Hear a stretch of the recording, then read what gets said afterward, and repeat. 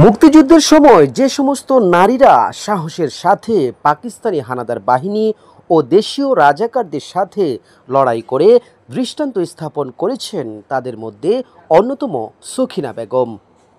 ১৯৭১ সালে দা দিয়ে কুপিয়ে ৫ রাজাকারকে হত্যা করায় সারা দেশ জুড়ে পরিচিতি রয়েছে নারী এই বীর মুক্তিযোদ্ধার। ১০৮ বছর বয়সী সেই সখিনা বেগম ১৭ জুন মঙ্গলবার ভোরে শ্বাসকষ্ট সহ বার্ধক্যজনিত নানা রোগে ভুগে অবশেষে শেষ নিঃশ্বাস ত্যাগ করেছেন। কিশোরগঞ্জের নিকলী উপজেলার গুরই গ্রামে জন্মগ্রহণ করেন সখিনা বেগম। মুক্তিযুদ্ধের আগেই মারা যান নিঃসন্তান সখিনা বেগমের স্বামী কিতাব আলী। আসলে আজকে যিনি মারা গেছে উনি আমাদের বললে ভুল হবে, উনি বাংলাদেশের একজন জাতীয় গর্বিত সন্তান। উনি আমাদের বীর মুক্তিযোদ্ধা বীরাঙ্গনা সখিনা খাতুন। এই মুক্তিযোদ্ধা চলাকালীন সময়ে বসু বাহিনীর রান্নাবান্নার কাজে উনি ছিলেন এবং ওনার বাইগনাকে যে এই রাজাকাররা হত্যা করেছিল সেই রাজাকারদেরকে উনি এবং ওনাকে ধরে নিয়ে গিয়েছিল। ওইখান থেকে উনি পালাতে সক্ষম হয় এবং সাথে একটা দাও নিয়ে আসছিল। এই দাও নিয়ে পরবর্তীতে উনি ৫ জন রাজাকারকে হত্যা করে এবং ওনার দাটাও বর্তমানে ঢাকা জাদুঘরে এই সংরক্ষিত আছে। মৃত্যুতে আসলে জাতি একটা বীরশ্রেষ্ঠ সন্তান হারালো। আমরা এতে মর্মাহত।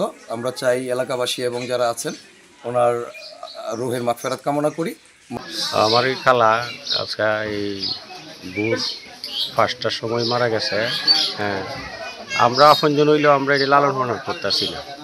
কাউসারের আম্মা ওই লালন পালন করছে। এই দিন এরা অনেক দিন যাবৎ ধরে এরা লালন পালন করতেছে। বাতার টেহাটু হওয়া কাউসারের আম্মারে লেগে গেছে। হ্যাঁ, আমার খালা ওই ১৯৭১ সালে মুক্তিযুদ্ধের অংশগ্রহণ করেছিলেন।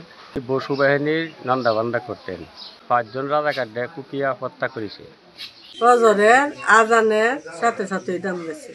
এলা লালন পালন আমি করছি। এই সংগ্রামের ৫ বছর পরের থেকে আমার দ্বারা আমি এই লালন পালন করতেছি। আর হনে আল্লাহর রহমতে মৃত্যু হয়েছে আমার আতুল।